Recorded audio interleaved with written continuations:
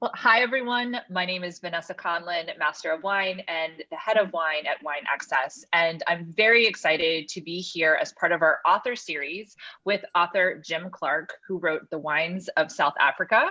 I was fortunate enough to actually be on a trip with Jim in South Africa a couple years ago, and I saw, firsthand from traveling with him, his extent and breadth of knowledge about the wines of South Africa. So it's really no surprise to me that he's written this amazing book that we're going to discuss today. And so very excited. Welcome, Jim. Thank you very much. Glad to be here. So just to start right at the beginning, when did the idea of writing this book come to you? And then how long did the process actually take from start to finish? Well, I mean, it's in kind of abstract terms, because I've been so involved with South African wine for such a long time, it makes sense, but it actually didn't occur to me, it occurred to my publisher. And that's because though I do a lot of wine writing, I also officially represent Wines of South Africa, the marketing organization, as you know, that's helped behind that trip you mentioned. And so I've always considered myself kind of ineligible to write that book because obviously I have strong feelings about the area and would, I'm on their side to a large degree. But what happened was the Infinite Ideas, the publisher, they bought the Classic Wine Library series a few years ago, and they formed a board of advisors of sommeliers from the UK and from the US. And they were talking over the series. How do we revamp it? How do we reorganize it? And what books do we need right now? And they decided they needed a South Africa book. And they decided that despite my personal interest in the success of South African wines, I was the right person to write it. Mm-hmm. So that's kind of how it all came about. And I do think they are right about the timing. I think, South Africa has gone through several waves of innovation since the end of apartheid, since their wine started being exported abroad and what have you. But the most recent one, which I would date back about a dozen years ago, is really just the level of wines. They just get better and better and better. And the regional styles, the character of different places and different grapes is just so clear now that if I write a book now, obviously things are going to keep changing. But at the same time, the facts on the ground are there. And we know what Stellenbosch is going to be good at in 10 years. The details will change, but the book will hold up. So. And so during the actual writing process of it, was there a particular part that you really enjoyed writing, and was there a portion that was more difficult for you? I think, I mean, as far as enjoyment goes, I really, I loved diving into the history because we often cite that South Africa's been making wine for 360 years and what have you, but to look at the details of that and the ups and downs they've had, and some of those early wines were probably pretty rough stuff, but we know that Constantia was this famous wine all around the world. And then there were other famous wines that, have been lost to history that we didn't know about. So it was really interesting to explore that part. Certainly the most challenging part, I think, to get right was to look at the effects of apartheid and then how the industry has dealt with those. It's, it's just such a complicated and important subject that I really wanted to get that correct and get it right and show the progress that's been made, but also be very honest about what work still needs to be done, because there is still quite a lot of work that does need to be done. Mm-hmm. So you mentioned, a 360-year winemaking history. I always think it's unfair that so many of these wine regions we call New World, have really been making wines for centuries. But as a New World wine region, what other New World wine regions do you think is its sort of closest competitor? Oh, well, I think when you look at the varieties involved, I suppose, and the history, being settled by Northern Europeans rather than Spanish-speaking Europeans, I think that's had an effect on the how the industry is developed. The influence of the English in particular. I guess Australia would probably be the most logical candidate. It's a much bigger industry in Australia and much more spread out. But at the same time, you're talking about largely the same varieties, except for the South African specialties of Chenin Blanc and Pinotage. But you're talking about Cabernet, you're talking about Shiraz, Chardonnay, Semillon even is something that both countries have had an interesting history with. So I think there's some very interesting parallels in that regard, even though to go back on the 360 years, South Africa is a much older industry. And it's such a diverse wine growing region in terms of terroir and varieties. But so putting a consumer's hat on, for someone, let's say, who had never tasted a wine from South Africa before, what would be your recommendation for a place to start? I think Chenin Blanc really is the logical starting point. It's in as much as that South Africa is going to have a signature variety or a standard bearer, I think that's going to be it. It's not, it doesn't dominate the way Sauvignon Blanc does in New Zealand, where it's more than 3/4 of their production, but it is their most planted grape. They're the only New World country that has embraced the grape and made a premium grape out of it in any sorts of quantity. I mean, there's some very interesting examples out of California, but it's not, by no stretch is it a leader there. So I think that's the logical place to start. That would have been my recommendation too. So, but let's say for someone who knows Vouvray and loves Chenin Blanc from the Loire, how would you describe the difference in the glass of Chenin Blanc grown in the Loire Valley versus, I know it's grown in many places in South Africa, but right. Swartland or one of the more renowned regions for Chenin? Right. I think very broadly, the big difference is going to lie in the ripeness. Ken Forrester, who's obviously a Chenin Blanc specialist, he puts it this way, which is that in the Loire, you need two things for Chenin Blanc. You need sunshine and coolness. And they've got coolness in the Loire, but they struggle for sunshine. And then in Stellenbosch or in Swartland, you've definitely got sunshine, you struggle to have that coolness. But the whole reason that the grape does work there is it does keep its freshness even in those warmer areas. So I think if you could take a Stellenbosch example, you're going to get this wonderful fruit character, you're going to get more body, and you don't get that Vouvray sort of thing where the acidities are so high that you want a little bit of sugar to balance them. They're going to be dry wines that are maybe more familiar to people if you're drinking a Sauvignon or a Chardonnay or a Pinot Grigio from somewhere else that is on that dry side rather than with that RS. So. And while we're talking varieties, so Pinotage. So for a consumer who has never tasted a Pinotage, how would you describe it and what should they know? Well, I mean, what they should know. Well, let's start with how I would describe it, actually, because I think that's the Pinotages as they're being made today. It's a grape with a few different styles. I think the primary ones for people who are drinking premium wines are either the more classic structured, more extracted style, which in some ways maybe look more toward a Bordelaise model. New Oak might have some presence in these sort of things. These are going to be structured wines with dark fruit, often a hint of smoke, and they're going to be very age-worthy. But we are seeing a lot of people making a Pinotage that kind of respects its parentage a bit more, in the sense that it comes from Pinot Noir. It's a cross between Pinot Noir and Cinsault, both of which are grapes that don't necessarily lend themselves to that sort of powerful approach. It's a more medium-bodied wine. And so we're seeing, especially in cooler climate areas like in Walker Bay, you're seeing these Pinotages where you see a more mix of red fruit coming in and dark fruit, more medium-bodied, and sometimes even on the lighter style than that. So those are the two things to look for. The challenge is you're going to hear a lot of people in the trade who tasted Pinotage, and this could include your local wine shop. They tasted a Pinotage 10, 15 years ago, and maybe it wasn't very good because Pinotage, I used to say it was a difficult grape, but I think what's more accurate is this is a young grape. It was developed in the 1920s, and it takes a long time to figure out how to grow and vinify a grape correctly. We see this, for example, I'm in New York, upstate. There's some hybrid varieties that some growers work with, and hybrids have this mixed reputation. Many of these hybrids are less than 100 years old, and we haven't tried making them the way they need to be made. So, for example, if you make a Pinotage the way you make a Cabernet, you're probably going to get astringent flavors or some off aromas. You're going to have problems with the acidity. But if you make it like Pinot Noir, you're going to have other problems. So you have to find what is the way to make Pinotage. and this probably isn't the time and place to get into all the technicalities, but it is a matter of winemaking, not a matter of the grape having inherent problems.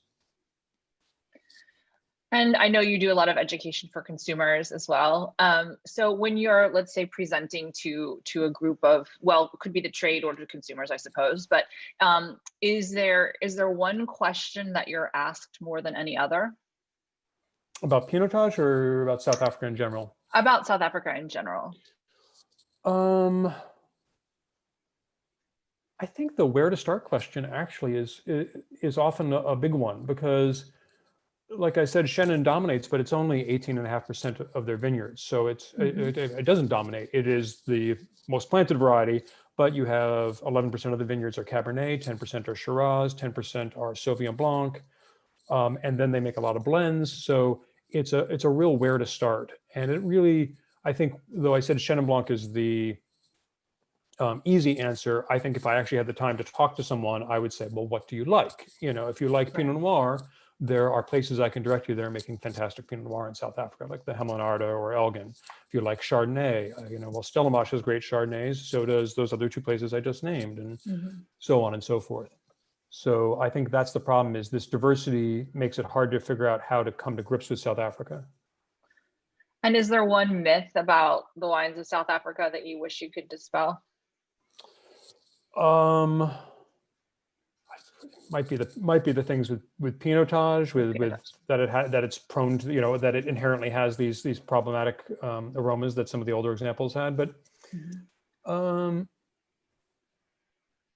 I think we don't see this so much in the U.S. market, but it's very interesting how in the UK and Germany and some of the other European markets, it has a reputation as being a great source for cheap and cheerful, but not a place for premium wine. And that is changing in those markets, but it's sort of like what happened with Australia here 12 years ago, where the Australians taught the American consumer that you pay $8 for an Australian wine. And they moved a lot of volume that way, but it wasn't a great way to get margins. And as soon as the Australian dollar strengthened, they weren't making money on those wines. And Wines of Australia these days is trying to revamp their image and really focus more on premium wines so that they can actually make money from having a presence in the US market. And South Africans suffer from that problem in some of the European, more traditional markets of theirs. So other than your book, which is obviously extremely comprehensive, what's the best way for someone to learn more about wines of South Africa? I think if you want to keep track of individual producers and see what they're up to and see, like, well, I want to hunt down this wine or that wine, I'm really happy that the Platter Guide is now available here in the States. This is a resource that goes back to the early 80s in South Africa, and a journalist and his wife, John and Erica Platter, started going around and making tasting notes on all the wineries. And they have a 5-star rating system. Getting a 5 stars is just a giant feather in the cap for any wine each vintage. And that has grown. It used to be a little slim volume like this. Now it's about that thick. And they get pretty much all the wineries. There's a few maybe that don't participate. It's now available in the States, and it's a great, simple resource for saying, oh, I heard about this winery. What do they do? What do they do well? What should I taste? So that actually, you mentioned ratings, which made me think of a question which I hadn't considered before. But for, and this is generalizing, of course, a wide group of people, but for producers in South Africa, how important to them is it to get accolade or a score, let's say, from a critical publication in the United States? Is that something that they're striving for? It is important if they're trying to work in the U.S. market. We still, I think I come from an on-premise background, so I never really thought too much about ratings. With sommeliers, we make our own recommendations, right? But the retail world still often really relies on those as a way to reassure the consumer. And for a region that maybe people aren't as familiar with as they should be, that reassurance is important. So I actually wanted to ask you about your background in on-premise. So we were in New York at the same time. I think you were in 2001. Is that right? So I arrived in 2001. Yeah. So I also worked on premise in New York, and I did not know really much about wine. I didn't grow up with wine background, and I remember working in my as a server, as a starving artist, and having a glass of Bogle Chardonnay, which I thought was really, really outstanding, and that was sort of my entrance into being really interested in learning more. But was on-premise, was that what opened your eyes really to wanting to continue this journey of learning, or was it something else? Yeah. So I mean, like you, so I have a master's degree in music composition. And I had been studying in Europe and then kind of hanging around over there teaching English because that's where my musical connections were. But I got fed up with that and decided, well, if I'm going to do the kind of basically avant-garde classical music that I was doing, I'll come to New York because that's the spot for that. And so I worked for a restaurant group, and they at the time they had a great wine training program. And so I started picking up, and I was skeptical at first, but you have that moment where someone's swirling a glass and they say raspberry, and you're like, oh wait, yeah, I get that this time. And I think having lived in Europe for 5 years and having that sense of the history and the geography, I had a leg up on some of my colleagues, and I quickly kind of took over the wine training for that restaurant, even though it wasn't the sort of restaurant that would have a sommelier on the floor as such. And I did the corporate training programs. And then 2003, I took the American Sommelier Association's viticultural and vinification course. And I won a writing contest that year, actually. I was on the path towards sommelierhood, and this is what actually turned me to writing about wine. Because this Wines of Spain sponsored this competition, and I won. I got a trip to Spain, and the gentleman who organized that used to be a consultant for Wines of South Africa, in addition to working for the Wines of Spain and other entities. So we became friends on that trip. His name is Roy Callahan, a great guy. He introduced me to South African wines because we became friends on that trip, and that's when this kind of specialty developed out of that trip. So that trip, like, it turned me on to the idea of writing about wine. It turned me on to South Africa. Really a turning point in my life. So I also have a master's degree in music. So did I know that? I know we talked music, but I don't. Yeah, okay. I don't think so, because I read your answers that you wrote to our author series questions, and I don't think that we actually ever discovered that when we were on that trip to South Africa. So I was excited to read that. So did any of your training as a musician, do you think that has influenced your life as a wine professional? In some little ways, but for example, that essay that I won that competition with, I approached that as I would have approached writing a piece of music. And I can still look at it today and it's like, well, this paragraph I thought, well, I'm using a lot of long sentences. I need to chop it up and use short sentences to change the texture, which is exactly how I would approach writing a piece of music. So in that way, I actually want to get back to this because I realize how much I'm missing. When I taste, I imagine the flavor as a chord on the piano. Not just is it a major seventh chord or a minor chord or whatever, but also is it lots of heavy bass? Is it dense in the bass and then sparse upper notes, or like kind of the register? And that's my inner quick way of tasting a wine. It's not what I can communicate to other people, because telling you that, this is a diminished seventh chord of a wine is not very translatable. But for me, it's a great way to quickly assess and remember a wine. So are you still writing music or playing music? How involved are you? Not very involved. Until recently, I made sure to have season tickets to the opera, and I go to concerts, but it's just a matter of time. So I just don't have the time to commit to it. And I mainly played saxophone. And if you don't play saxophone every day, those muscles in here, they disappear. So it's actually, I sang opera, and it's the same thing, because they're using your body in a way to project that is not like normally done in everyday life. It's people say, oh, just sing something, and said it's really not going to sound anything like I want it to. Let's move on. Let's talk about wine. Exactly. So how often, obviously before things changed in the world, were you traveling back and forth to South Africa? Usually, I guess about 2 times a year. So I would go down sometime in the February, March part of the year, which is harvest, which is a really exciting time to be there, obviously. And then usually in September, which is when we do our planning meetings and things like that. So. Well, I've only made that trip once, but I have to ask even twice a year. I don't know how you survived that. That was one of the longest travels I think it was the longest travel I've ever done. Well, it is a little bit easier from the East Coast, and I actually, the past couple of years, instead of taking the direct route, I've been finding it easier to go to London and just spend a day wandering around, because you can land in London at 6 in the morning and then fly out at 8 o'clock that evening. So I go in, drop my bags, go into London, go to a gym to just get my blood flowing and shower, Sure. and then spend the day there and then go down. But I was actually looking forward to, United had started direct New York to Cape Town flights Oh, for the wow. first time, and I never got a chance to take advantage of it because of the lockdowns and things. Right. So Wow. One day soon. yeah. So let's imagine you're back there. So you've taken your direct flight on United. Is there a winery or a region that's your favorite, that it's your first stop?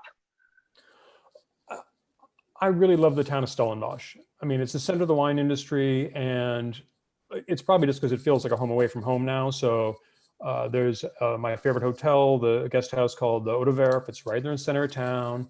Yeah. And the town is 3 or 4 streets, but it's just nice. There's good restaurants. And I love to get settled in Stellenbosch and feel like I'm at home, and then take it from there. So speaking of restaurants, is there a particular dish or flavor that you love when you go there? I mean, it's not a dish, it's more of a whole meal, but I get together with some of my favorite winemakers, and you end up at someone's place and we braai. And braai it usually gets translated as barbecue, but not barbecue as we talk about it today. It just means grilling outdoors. And someone will bring some Karoo lamb, which is the local lamb, which is excellent. And maybe there'll be some seafood, and just stand around the grill. You start off with a Chenin or a Sauvignon Blanc while the sun's going down and the coals are, the flames are coming down to coals so you can cook. And then you break out the reds and just hang out and talk and socialize. And it's the ultimate South African kind of dining experience. It's not a fancy meal by any stretch, but it is just so genuine and friendly. And I think it really speaks to the national character that's what everyone does, no matter what their background, what their race. South Africans braai together. Got it. So I'd love to ask you a little bit more about sort of wine culture. If you had to describe interaction amongst producers, among vintners there, I'm sure you've seen this in other regions. Some regions are very, collaborative, and some they're very competitive. Where do South African vintners fall on that scale? Well, I think now I really see that cooperative side. I didn't always. There's certainly regions where there was a real sense of, no, we're the true spirit of, one winery would feel, we're the true spirit of this region, and everyone else is an imitator. And there'd be this sort of competitiveness. But I think maybe 8 years ago, I think it started, it accompanied this change in the winemaking that happened about 12 years ago with these guys in the Swartland.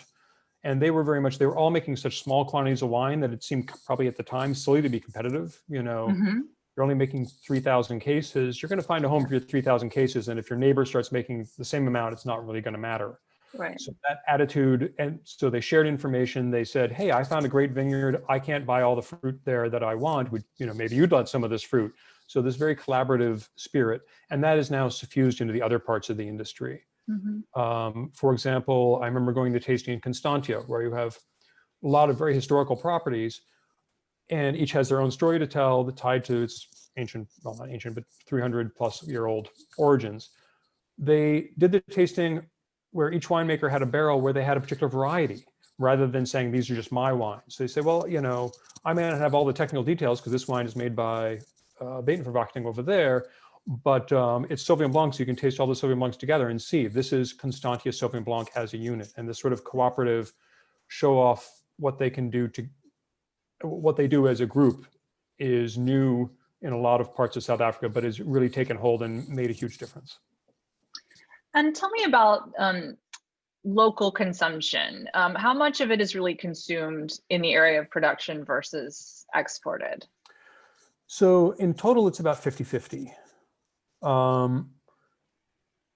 If you look at the population of South Africa, they should be able to sell a lot more domestically, but obviously there's two factors. Obviously the economy is one, but culturally, it's actually very interesting because culturally in the early parts of the 20th century, in the mid 20th century, wine drinking was more widespread through the different races and cultural groups of South Africa.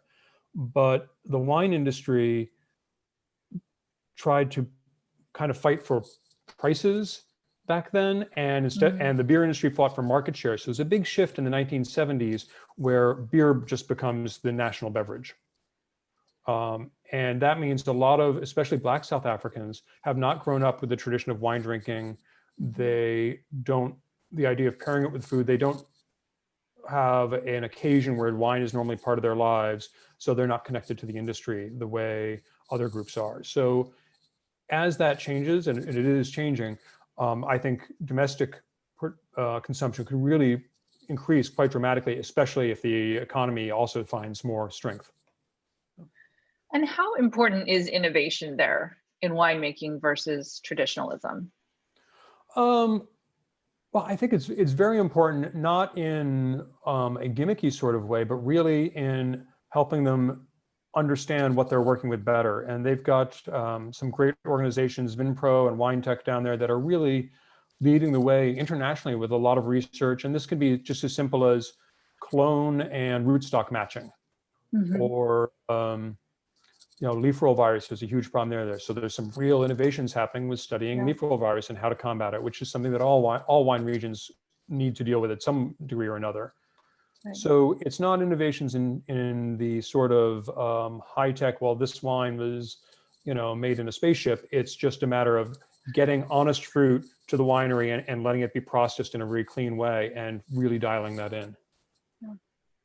So if you had a prediction for I don't know, the notoriety or the future of wines of South Africa in the United States, we'll narrow our scope a little bit. What do you think is going to happen over, let's say, the next decade? I definitely see more and more people catching on. I think the biggest challenge, and this will determine which way things go, I suppose, is the South African wine industry doesn't have a lot of really large players. If you look at Chile or Australia, like Chile, 90% of their production is in the hands of their four largest players. So that's a lot of economies of scale. It's a lot of marketing spend and muscle. And in South Africa, we have one producer, Distel, which is about a third of the industry. But then the next three largest are about 2% or less. So you don't have these players that have that marketing thing. So I think we're never going to have a South African yellowtail in the market here, which, for better or for worse, that's, in terms of volume, it would be great to move that amount of wine. But it means we're going to stay in the hands of people who really care about what they're drinking. And it also means we can see South African wines not having to fight for that $10 price point. One, economies of scale work against it. But when you get, I think, around $15, this is an Eric Asimov thing, $15 to $20 is range where wines really start to show their real terroir and character. And that's where you get the drinkers who care about those sort of things. And I think we can do a lot in that range. And that's great, because those are the people who buy an $18 wine on a Tuesday, but then on the weekend they buy a $30 wine. And then they splurge for the holidays or for a birthday for a $50 bottle of wine. And that way people can explore all sorts. These are people who will explore all the different tiers of price points and quality that South Africa can offer. So one question, just going back to your years on premise or working on the restaurant floor, did you ever, I feel like everyone has, at least one of these stories, like, did you ever have a real disaster story opening a bottle of wine on the floor? You know what? I think one of the things with being on the floor is it's all about communication, and not just with your guests, but with your servers. So when I was at Megu, we had a very busy wine night, and I had several wines that had been decanted, and I was running around. It's quite a big place, and servers misunderstood what wine belonged to what table. So there were two wines that were decanted, and the price difference was probably a matter of like 2 or 3 times. One was 2 or 3 times the value of the other, and having it go to the wrong table. And I feel like I'm talking about a mistake that I made that I'm blaming on someone else, but it was my fault for not communicating with it. And the guest made it very difficult because they didn't say, hey, we think this happened. They said, is that all the wine we have left? And I said, yeah, I think, thinking the server had been pouring them properly. Right. And I had to really do a whole detective work before I realized the problem. And they knew the problem.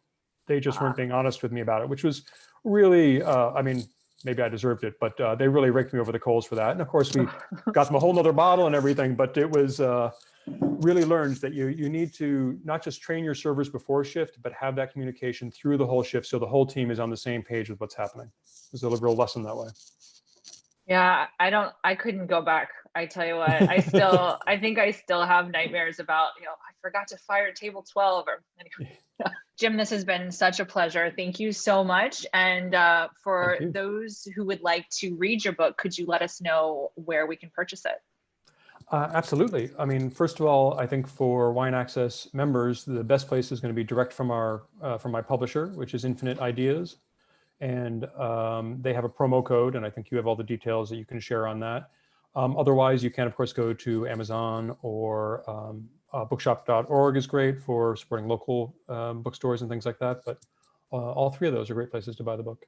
Wonderful. Yes, and you're correct. Wine Access members and non-members can visit the Wine Access blog, and we do have a discount code listed there. And I highly recommend this book. It's immensely informative and engaging, and really is a great snapshot into what is a fascinating region. So, Jim, thank you again so much for joining us, and look forward to reading your next book.